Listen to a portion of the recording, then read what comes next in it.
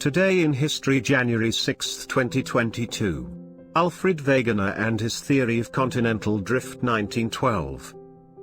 If there were a geographical forecast, analogous to the predictions of meteorologists, it would show how over the next 100 million years the Atlantic Ocean will continue to expand, until it is much larger than the Pacific. And also how Africa will merge with Europe, with the Mediterranean disappearing and a mountain range emerging in its place to compete with the Himalayas, although Everest and its neighboring mountains will still continue to rise. If this sounds shocking today, you should put yourself in the shoes of geologists back in 1912, who was much more troubled when a 32-year-old German meteorologist, Alfred Wegener, launched his theory of continental drift. Thanks to his hypothesis, any child today knows that the continents are slowly moving and were joined together at the time when the dinosaurs appeared.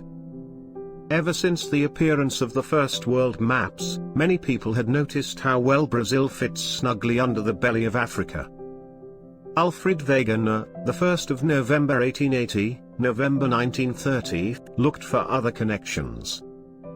He found research on identical fossils on the coasts of Africa and South America, something for which geologists, convinced that the world map was immutable, had offered a more implausible explanation: land bridges that had vanished after permitting animals and plants to travel from one continent to another.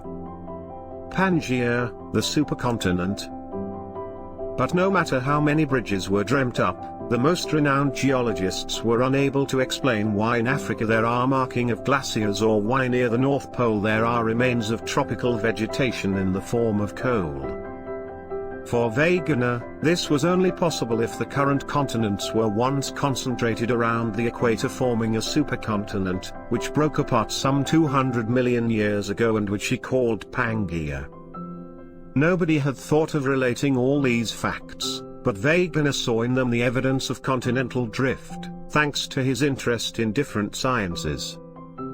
With his multidisciplinary calling, Wegener had started out as an astronomer, being correct when he stated that craters on the moon are the work of meteorites and not of volcanoes. Later, he combined meteorological studies in Greenland with his geological theories and did not have a steady job until after the age of 40, when an Austrian university created a post for him. He was a difficult scientist to pigeonhole. And for geologists he was an outsider who dared to question the foundations of their science, so most of them rejected his ideas with the backing of figures like Einstein, who wrote the prologue to a book that ridiculed Wegener. A puzzle of tectonic plates. It is also true that he made some blunders, calculating that Greenland was approaching North America at a rate of 1.6 kilometers each year, and saying that the continents were moving over the seabed, but without explaining why. That was like saying that a plow can move on its own and leave no furrows.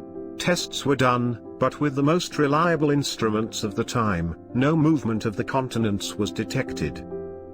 The 1964 edition of the Encyclopaedia Britannica still did not believe Wegener, but that year many geologists began siding with him, in view of new evidence. The idea took hold that the Earth's crust is a jigsaw puzzle of plates, which move as whole pieces and not just the highest parts, the continents.